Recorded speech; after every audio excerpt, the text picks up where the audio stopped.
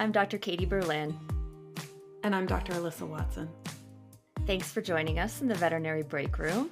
This is where we have informal conversations about topics that are relevant in veterinary medicine and the world. And today we are tackling one that is a very controversial topic. We've talked a little bit about this topic before, but things have changed a bit since the last time we had this conversation. So today we're going to be talking about the recent ballot proposition that passed in Colorado involving the creation of a new mid-level practitioner role in vet med. So lots of stuff to talk about, but we want to keep the conversation, focused on understanding how this happened, and then moving forwards, what does that look like for us, and how can we navigate this new space? So, Alyssa, what are you excited about for this conversation? Yeah, I mean, we've had the conversation on the break room before about pros and cons of a mid-level practitioner. So I don't think that we need to go rehash that. Mostly with this conversation and with what happened in Colorado, I wanted to kind of understand more how these ballot-led initiatives or citizen-led initiatives on the ballot happen. And try to find out if this was something that is going to, is this something that we should be looking at other states are probably going to copy this. And, certainly looking at Colorado, Colorado was one of the first states to have citizen-led initiatives on things like legalization of marijuana and things like that, which then,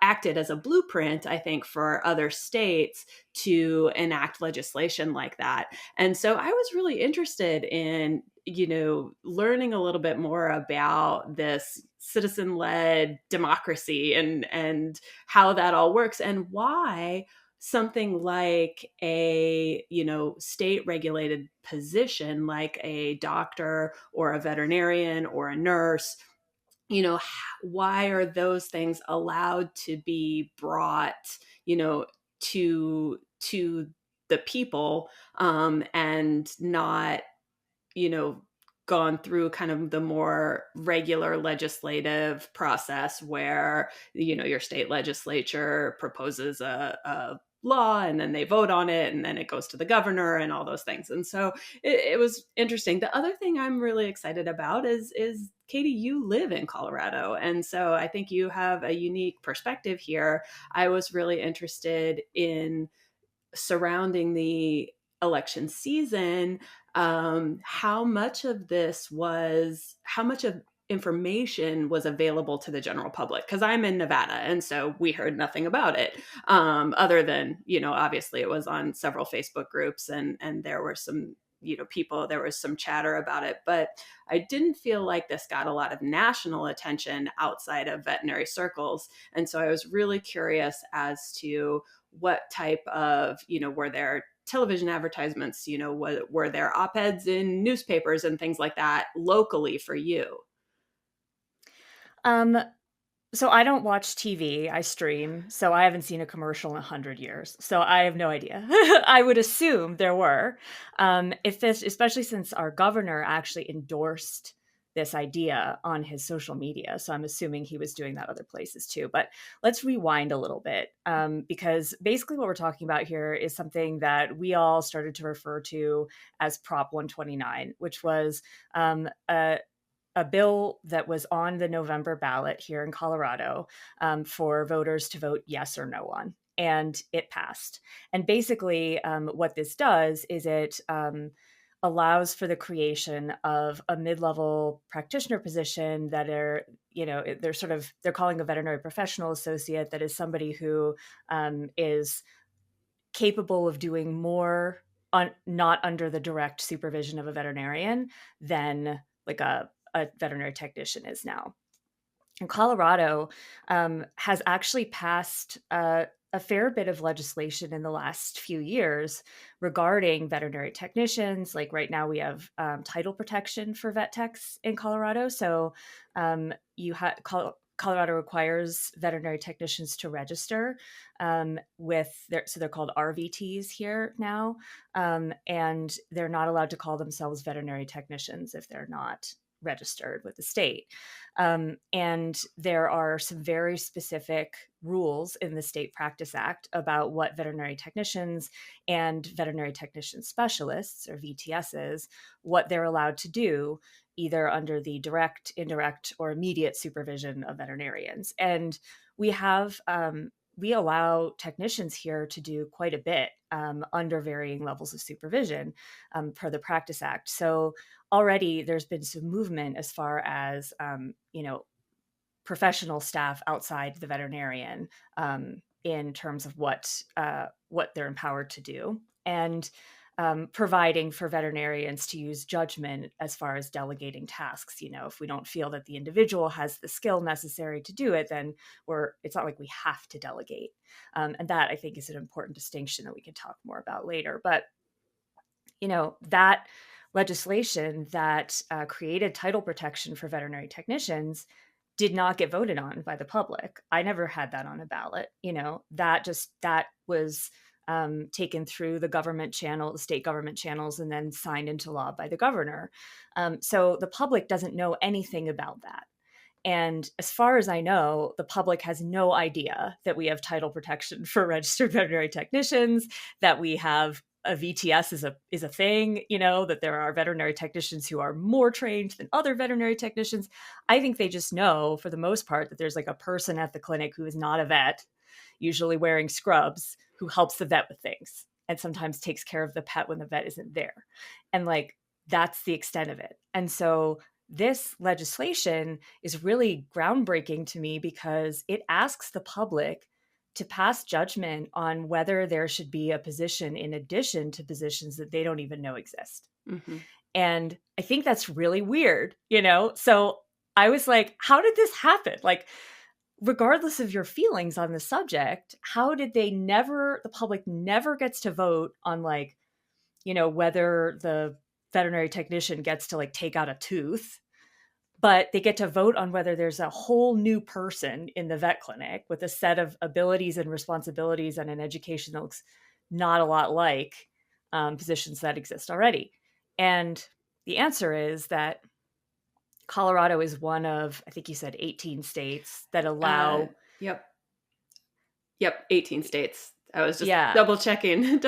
Yeah. There are 18 states that allow for these, citizen initiated constitutional amendments like we talked about. So a couple of people sort of spearheaded this, wrote a proposition, a bill, and then had to collect signatures on it. And if a bill gets the required number of signatures by a required date, then it goes on the ballot, period. Mm-hmm. And if it doesn't get the required number of signatures, or they don't get them by the date, then it doesn't go on the ballot. And I actually got called. I've screened my calls like crazy, but I actually picked up the phone once very early this year, and it was somebody asking me about this bill and then another proposed bill to be on the ballot, which was regarding the veterinary client-patient relationship in telemedicine. And it was trying to gauge my reaction to these ideas. And man, that woman did not realize who she was talking to, because I don't think that she bargained on being on the phone for 25 minutes with me. But anyway, the telehealth VCPR bill did not get enough signatures, so it was not on the ballot. And in fact, I think it was last year or the year before, Colorado voted, or not voted, but the legislature voted to maintain the in-person requirement for that VCPR. So the public could have turned that around or changed it based on this bill, and it didn't ever make it to the ballot. So we don't know if that would have happened.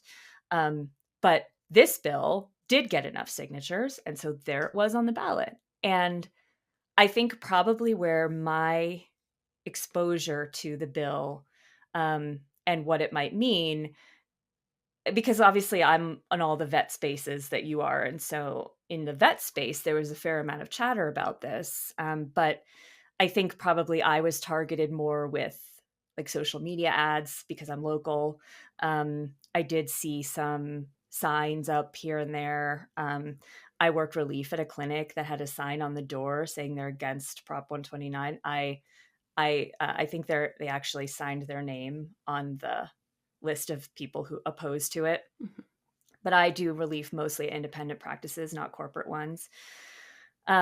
So there was a lot of like buzz within the veterinary community, but the only other exposure that I had before election day was when we have mail-in ballots here. It's very easy to vote by mail or early in Colorado, which I love. And I actually had a few people in the state who know I'm a vet reach out to me and ask me about my opinion. Again, not sure they knew that they were going to get such an opinion. Like I had a lot to say about it. But I also sent them to a couple of sites where they could get more information and stuff. But I really appreciated them asking me. And I honestly think that probably if they hadn't asked me, all of them would have voted yes. Because looking at the wording of the proposition, I would have said yes if I didn't know. It looks like, sure, well, it seems like a no brainer. Alyssa, do you want to read it? Because I think it's important. Sure. Yeah, no, I do. I would like to read it. I do. I have it right here. So, it says, "Shall there be a change in the Colorado revised statute creating a new veterinary professional associate position, and in connection wherewith, establishing qualifications, including a master's degree in veterinary clinical care or the equivalent as determined by the State Board of Veterinary Medicine, to be a veterinary professional associate, requiring registration with the state board, allowing a registered veterinary professional associate to practice veterinary medicine under the supervision of a licensed veterinarian, and making it a misdemeanor to practice as a veterinary professional associate without an active registration." So I agree with you 100%. Just reading that, if I somebody put that in front of me and I didn't take the time to go research, which organizations were opposed to it, which organizations supported it, things like that, I would have thought that this was a good thing. Mm-hmm. And it brings me back to, this was just such an interesting way to get this done.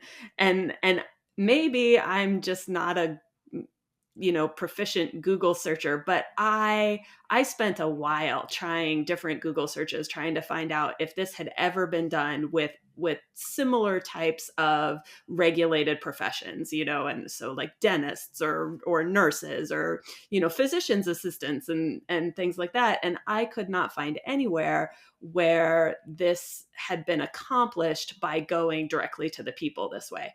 Now, like I said, I might just not have been searching correctly or didn't know the right terms to use, because when it comes to a lot of these legal classifications and terms and who regulates what's regulated by the state board, what's regulated by the Practice Act, what's regulated by the state constitution and the governor, it's very confusing.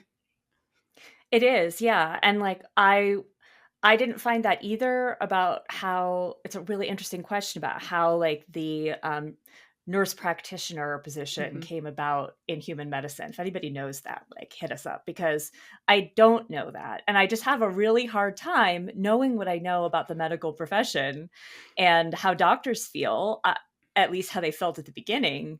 I feel like they would have had a really hard time getting that getting buy-in from doctors about Mhm. that when it was first introduced. I think things have changed a lot in that arena, but I do know at the beginning there was quite a bit of resistance to like a PA or nurse Yeah. practitioner. I Um, did find out through my Google searching that that PA, that title actually changed fairly recently, because it mm, did. I've always said physician's assistant, and that's what it used to be, but now it is physician's associate. And that ah, title changed very, very recently. But a lot of that is regulated at the federal level, and that's another thing that goes into this conversation. So even if a particular state okays this um, position and creates a registration or creates a license with the board, that's another thing that's going to have to happen. The board is going to have to come up with licensing requirements, because that wasn't part of this law or statute. So is this new role, do they need the same number of hours of continuing education as a registered vet tech? Do they need the same number as a veterinarian? Do they need somewhere in between? These are real important questions. And I think things that should have been answered prior to, taking this Right. directly to the public. Right. And Yeah. and I think it's worth noting that so one of the big reasons there's so much uproar about this is, I mean, there's so many reasons, but like for people who are not in Colorado and may not know this, CSU, so Colorado State, where the vet school is located, is in the works, has a master's program to fill this VPA position in the works. And so they've spent a lot of money on it. They've published the curriculum, which is being circulated in a lot of veterinary groups I've seen. So you can see like what these professional associates are going to be learning and when and for how long. And interestingly, a lot of it is online. So that is also up for debate. But they don't get a ton of hands-on clinical experience because it's 2 years long. We got limited hands-on experience, particularly in surgery, and we had 4 years of education at minimum for vet school. So it definitely, just the brevity of it is a little bit alarming, I think. But Colorado State is not the first program. Lincoln Memorial, which is a for-profit university and not a state school, so that's worth mentioning. But LMU has a master's program already for VPAs, and there was no vote on it. There was no legislation passed. So they were, as far as I can tell, going to graduate master's students who I believe they're meant to be technicians. So it was a program for people who had already been trained as technicians, to then go on and get further training, where they learn more things like leadership and, sort of some quote unquote soft skills, and be prepared to take sort of that middle position in the practice where they could be a leader, and let the veterinarians focus on being veterinarians and the technicians focus on being technicians, and they could sort of bridge that gap as well as providing more access to certain types of care. But there was no intended legislation involved. There was no licensing discussed because the people who started that program were like, well, that's going to take ages to try to get, to get legislature changed to allow this position to do anything different from what a technician's doing. So what we're going to focus on is giving them more training so that they can fill a role that is needed but doesn't exist in a vet clinic. That's what I understand from that. And so this program at CSU seems to me, it seems like it's more clinically focused than what I had heard about the LMU program. And it really is intended for people to be able to come out of this program and, to a certain extent, practice medicine. And a veterinarian still has to be quote unquote supervising, but where a technician might see an appointment, come out of a room, tell me what's going on, ask me about everything, and then have me say, okay, we're going to do this, this, and this. Even if I don't ever lay hands on that pet, I have dictated the prescriptions, the treatment, any kind of like in-clinic treatment for medical conditions. I have prescribed all of that and delegated it as far as I'm legally allowed, and I feel like the technician can handle. This is not that. This is, the veterinarian is indirectly supervising, meaning they're around, but they might never see this patient or hear about this plan. Is that your understanding as well? That is absolutely my understanding as well.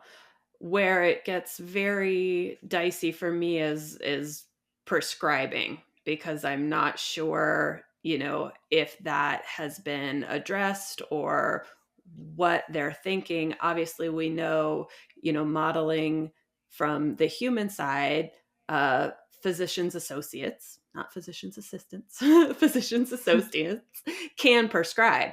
But that obviously requires, registration with pharmacy boards. And if you're prescribing anything controlled with the FDA. And so that's a completely different can of worms, and going to require different legislation and all of that.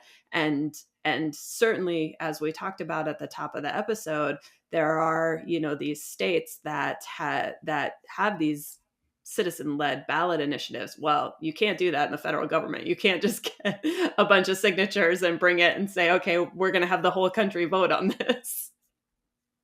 Right. I mean, it's crazy, like, how much I think over the past couple of election cycles, we've all realized, like, exactly how much differs state by state. And, um, and as somebody who's moved recently, from a Mhm. different state, like, now it is really interesting to think about the things that I didn't realize I need to know in Colorado that I didn't need to know in Pennsylvania or vice versa. Looking to protect your canine patients against parasites? Look no further than Simparica Trio, Serolaner Moxidectin and Pyrantel chewable tablets. The first chewable to offer triple protection from heartworm disease, ticks and fleas, and roundworms and hookworms. It's also FDA approved to block infections that may cause Lyme disease by killing deer ticks. Use with caution in dogs with a history of seizures. Serolaner belongs to the isoxazoline class, which has been associated with neurologic adverse reactions. The most common side effects were vomiting and diarrhea. Visit SimparicaTrioDVM.com for full prescribing information. So when you were talking about that and, like, prescribing, I just had a horrible flash forward to what it might be like when already we veterinarians get so frustrated when poor pharmacists are trained to ask us for our NPI numbers. And then the only way that they have to enter us in their system, if they don't have the national prescriber identification, because we don't get those, is our DEA number, which I don't have one anymore. So, Mhm. like, it's already a headache to do that with Right. pharmacists. I cannot imagine if this poor veterinary professional associate is trying to call in a prescription and they have to explain that somehow. I mean, Right. I think we understand just already off the bat that it is going to take a long Yeah. time for people outside of the immediate veterinary medicine community to, and even inside, but especially for, like, pharmacy and Mhm. other outside the state practitioners to really understand what is different, what's going to be involved, what these professionals are allowed to do. So that already is a little bit intimidating, I think, for me as a practitioner here. Um, I think this this whole thing was really unique to me in another way too, besides just that vet med was on the ballot, which is already weird. But I'm like, ooh, I know about that one. I didn't have to, like, read my blue book about it. But the other thing is that there was extremely vocal opposition to this Mhm. bill all over veterinary medicine, not just in Mhm. Colorado. Mhm. Very prominent organizations, some of the most prominent organizations in the country, Yeah. came out against Prop 129. And AVMA, AHA, mhm, AHA, yep. the Lots and Col- lots.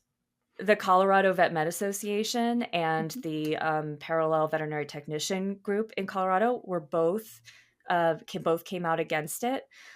Practices and, some associations and companies, like, locally and nationally, signed their names to basically the list of folks that were saying, we are against this. We don't think this is how to increase access to care. Mhm. And there's even a website about it. Mhm. And one of the people leading this effort was actually one of our state representatives. So Karen McCormick is one of our state reps, and she is a veterinarian.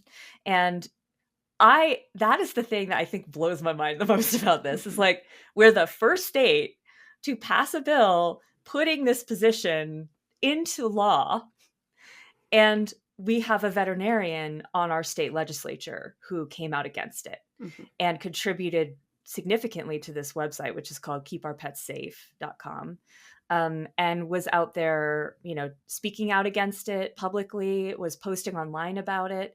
And, you know, it didn't make a difference because really what most people care about is they can't get an appointment at the Right. vet right away when they need it, and they think this might help that and maybe might help make it a little bit cheaper, and I I don't blame I them. think that is the real focus, is that, I read a couple opinion pieces, but I truly do agree with them. And that is that I don't think that there is so much of issue of access to care. And if there is, it's more on the large animal side, not on the small animal side. That veterinary, colleges have already ramped up. They're already going to be graduating more veterinarians. However, the significant barrier I think that people are facing is cost. And this was presented in a way that this was going to be a cheaper alternative to seeing a veterinarian. And that's powerful. It's a powerful message. It's a powerful message to anybody who's struggling. Yeah, I mean, definitely the access to care is a whole Mhm. conversation on its own for Mhm. sure, but we're not seeing the like 9-hour ER waits that we were seeing Right. during the height of the pandemic. Like it does, I might have an opening in my schedule when I go work relief, and it's not, it doesn't feel for a lot of us, I think, from what I understand, it doesn't feel as frenetic and as just like impossible as it did a couple of years ago, which is good. But it also, it makes me a little bit anxious about like what we're going to see 2 or 3 years from now. If things continue to go in this direction, the pendulum continues to swing the other way, and suddenly we're graduating, like, in 5 years or so, we're graduating more veterinarians, and suddenly there's no place to work. I mean, when I graduated in '09, there were no jobs. Mhm. Um, so I do think that that is an area where we are covering that base in certain ways. And some areas are deserts for sure, but I'm not necessarily thinking that this position is going to bring water to those deserts quite as much as it's going to increase the different types of care provided at especially big practices, urban practices that do tend to be very busy. Um, I think one of the big questions that I have is, regardless of how we feel personally about the position, you know, thinking about what this is going to look like going forward, if, if, and this is a big if, because I know a lot of people are skeptical about this, about whether, say, a big corporation is going to charge the same for Mhm. an appointment with a mid-level practitioner. And so the client will be paying the same whether they're seeing a doctor or a VPA. Um, Rather than having this be a less expensive way for the client, it might just be less expensive for the employer because they don't have to pay the VPA the same as they pay a vet. But if, for instance, it is less expensive to see a VPA, then, and I'm in a practice where the client is like, I have this much money, Mhm. and it's see that VPA or nothing, or we turn them away because they can't pay for me. Is that care, regardless of how I feel about this position, is that care better than no care at our practice? And that, I think, is a big central question, because the people who are coming out in opposition to this are saying, well, we don't think, I mean, that website and group is called Keep Our Pets Safe. Mhm. They think that this is going to put pets in danger Mhm. because we are giving too much authority and empowering people who are going to be underqualified for what they're allowed to do legally. And other people are saying, well, isn't seeing a mid-level practitioner better than not being able to see a vet at all? And I think that to me is a really key question around all of this. Mhm. So I I don't have mean, the answer to it. yeah, we're gonna have to see, right? Like, Right. Yeah. And because like you said, we can't predict the future. We don't know we we don't know how this position is going to be utilized, how broadly it's going to be utilized. Um and so, we can say, gosh, I wish it had gone this way. I truly wish that there would have been more focus on elevating licensed veterinary technicians who yes, already have incredible training and are, invaluable to the practice, as opposed to coming up with a whole nother position. But that's not the world we live in right now. And so, like you said, we need to look forward and find a way.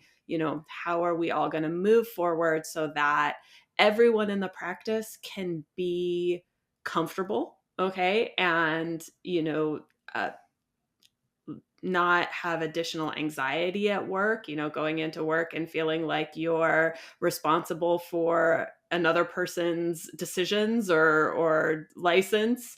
And so we're gonna have to figure this out. Yeah, and Colorado's going to be the testing ground for this, I think. We're gonna So have to come back to you, Katie. yeah, it'll be interesting. Like, I'm really interested, and given that I work relief and I don't have a Mhm, home practice right now, um, I'm honestly not sure I'm going to see it as much as others, because the practices that I currently work at, other than urgent care, which is very infrequent now, but the practices that I currently work at are all independently owned. They all have a lot of licensed or of registered veterinary technician, empowerment already. That's one of the mhm, reasons I love working there, because I love to see the RVTs just like go to town and take charge, and they run those places like a ship. mhm, I'm a figurehead for a lot of the time because they're so good at what they do. And I love practicing that way, where I get to see people who are really good at their jobs doing things really well. Um, and it also means that I don't have to stay 2 hours late. It benefits everyone. And I feel like those practices are probably not going to change. Even if they're not actively opposed to this, I don't see that really changing for a long time.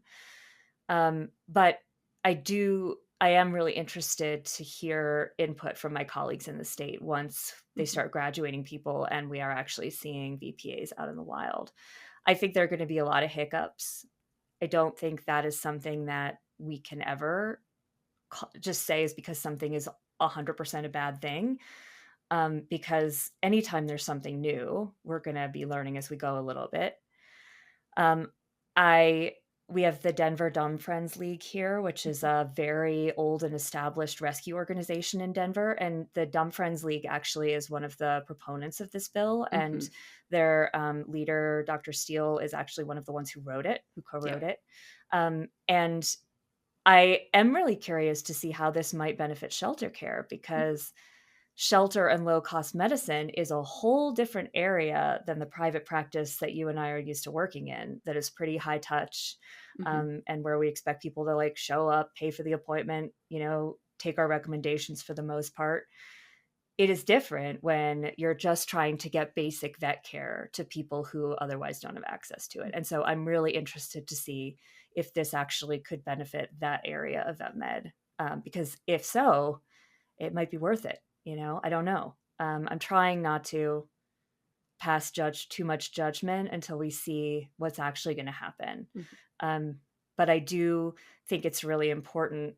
Looking at the Colorado Veterinary Practice Act, I was looking at it this morning, and there are passages in it that explain that in delegating tasks already, it's written into the Practice Act that licensed veterinarians, we still have to use our judgment about whether the person we're delegating to has the skill and the education and the training to do that task. And so right now, veterinary technicians are allowed to do a lot in the state. RVTs and VTSs are allowed to do a lot, but we have to use our judgment about whether that person is qualified to do that task and whether the level of supervision, if any, is appropriate for that person in that task. That is still our call. And while this person in the VPA position is not going to be directly under our supervision all the time, I do think it's important to remember that. It's the same with telehealth when everybody gets upset mhm, about like people prescribing medications over telehealth. Our judgment is at the end of the day what we have to go home and live with, and what's going to protect us if there's a legal action or disciplinary action being threatened, where it comes to client communication and clients understanding. Our professional judgment still should be what we go by. And so if we're in a situation where there's a vet tech or a vet assistant or a VTS or a VPA or another veterinarian next to us who is asking us or doing things that we feel like our involvement in is not something we're comfortable with, we have to remember that we can speak up, because we went to school for a reason and our experience counts for a lot. And at the end of the day, that's what matters the most. So I think going forward, that's something I'm going to want to remember a lot and remind people around me is like, at the end of the day, our decisions are still important.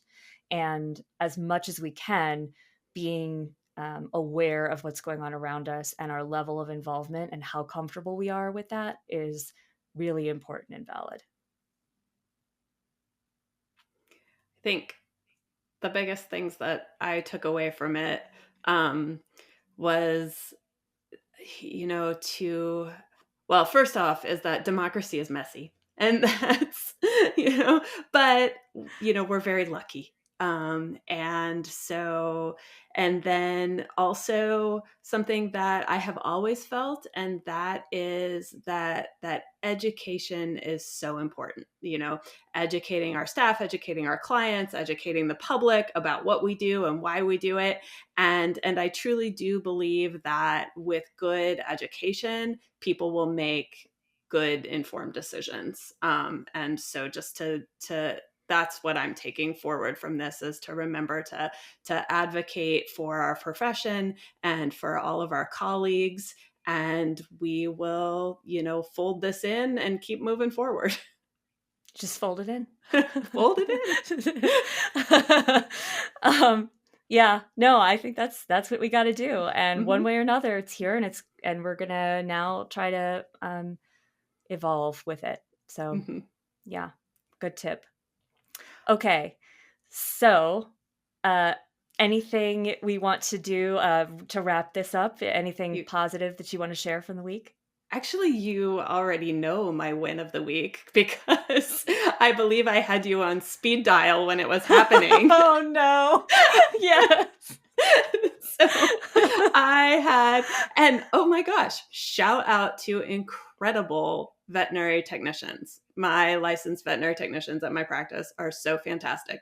They were doing a rabies vaccine only technician appointment on a little dog. It was a 4-pound, like 2.2 kilogram Pomeranian. The thing looked like a stuffed animal. Like, it didn't even look like a real dog. And my technician brought it to me and said, this dog's here just for, a quick vaccine appointment, but her heart rate is too low. And I said, well, how low is it? And she said, about 50. It's pretty low. I said, yeah, that's too low. And I listened, and sure enough, it was. And so I actually, I ended up, after consulting with you and a couple other wonderful colleagues and our local cardiologist, I did an atropine response test, which was the first time I had done that test in probably, I don't know, 15 years maybe.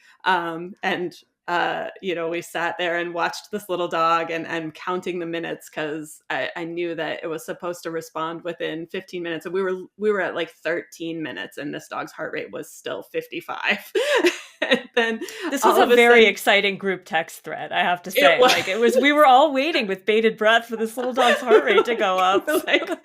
And then finally it just started to go boop, boop. And it was 60, 71. 94, and we were, and everyone was standing around the little dog cheering, waiting for it to get over 140, because that's what we needed. And it was just, it was a surprise appointment. It was something I wasn't expecting, but it turned out with a really wonderful, outcome. And I went, and no pacemaker. I was like, no pacemaker for the little dog, the little stuffed animal dog. And I just went home thinking, gosh, this profession is so cool. I feel like that is my win of the week too, because what I love most about that was it was a technician appointment. And the technicians were aware enough to say, okay, first of all, we're going to do a TPR, like we're supposed to, and then we're going to actually pay attention to the result, and then we're going to go talk to the vet about it, because this seems weird. And just the fact that your team feels empowered to do that, and not more pressure to just move the appointment through than they do to do it well and do it right. that's something that's a culture thing. And you don't find it in every practice, because there are practices where I do feel like people feel like they just need to get the appointment in and out of the door, and they might take shortcuts simply because they feel pressure to, not because they're not amazing people, but because that's what they've been told is the most important thing. And those technicians said, the most important thing is making sure this pet is healthy enough for me to vaccinate. Mm-hmm. And they weren't sure, and they went to you, and we weren't sure either. We were like, do you vaccinate sure a dog either. with a heart rate of 50? Yeah. So we learned a lot. They learned a lot, and everybody was cheering, even though it was taking up time, and it was supposed to be like a 2-minute appointment, and it ended up being like, the dog was there for 2.5 hours. Yeah. But it turned out so well. And even if it hadn't turned out well in terms of that dog having like sick sinus syndrome, that would have been just as, it's just as important for us to know if the dog had sick sinus syndrome. So I love that story. And I feel like that's one of those ones where you bring it out when people are talking about like technician empowerment and utilization, and how to create a team that is always thinking what's best for the pet and client. And that definitely was. So anyway, that's a big win. That's a big win. So we've talked about a lot today. It's time to go. But this will not be the last time we talk about this, because we are going to definitely want to be monitoring and seeing how things go with med-level practitioners all over the place, but especially in Colorado now that there's going to be an official program, and it's something that most of the state is going to be aware of now. So I will keep us posted. And thanks everyone for listening, and chime in if you have thoughts or comments. Please share them with us. Yeah, let us know what you all think about this. Thanks for joining us in the Veterinary Break Room. If you enjoyed today's episode, you can find us wherever you listen to your favorite podcasts, including a video version on YouTube. While you're there, make sure you subscribe, rate, and review us. You can also listen to or watch our podcast episodes on our website at cliniciansbrief.com/podcasts, or drop us a line at podcasts@vetmedics.com. Veterinary Break Room is a VetMedics production produced by Alexis Ussery and co-hosted by me, Dr. Alyssa Watson, and Dr. Beth Mollison.